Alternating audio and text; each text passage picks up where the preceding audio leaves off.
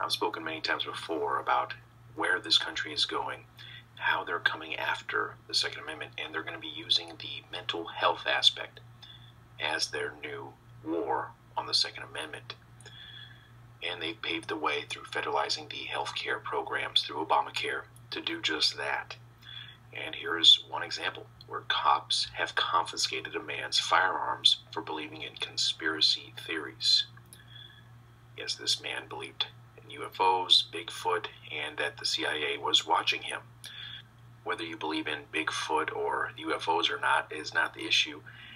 We all know that these intelligence agencies are spying on us. I just did a story about how the NSA is getting ready to hand over all of the information that they've collected on every American and just hand it over to local, state, and federal law enforcement.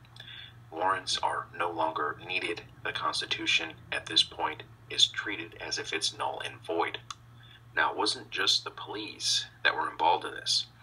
It was the Hennepin Community Outreach for Psychiatric Emergencies, known as COPE. This is a community outreach program which has been called the SWAT team for mental illness.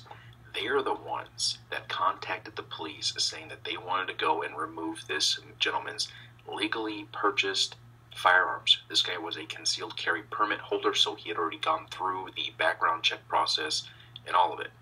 And now this gentleman is in the process of suing to get his firearms back. Now, this community medical center has received millions of dollars in grant money from the United Health Foundation in the past here. I find it rather interesting that a subsidiary of the United Health Group is known as the Quality Software Services Incorporated, QSSI.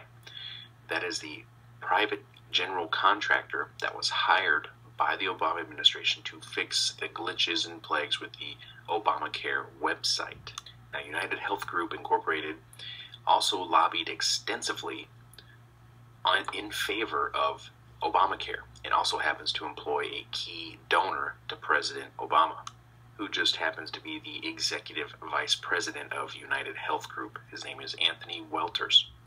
He and his wife donated literally hundreds of thousands of dollars to the Obama administration campaign. Now, when United Health Group initially purchased QSSI in 2012, it triggered some controversy on Capitol Hill when Republican lawmakers expressed concern that awarding a subsidiary of one of the largest health insurance companies in the world to contract work on the federal government healthcare Obama website was a conflict of interest. But nobody gives a damn about conflict of interest. It's all about control, power, money, and greed. And at the end of the day, United Health Group lobbied extensively on the implementation of Obamacare and spent over $2.5 million on lobbying overall in that year alone. And the rest, as they say, is history. So basically, at this point, if you believe in conspiracy theories, you may be considered to have a mental health issue and are subject to have your guns and your rights taken away. I will leave links. This is Spiro.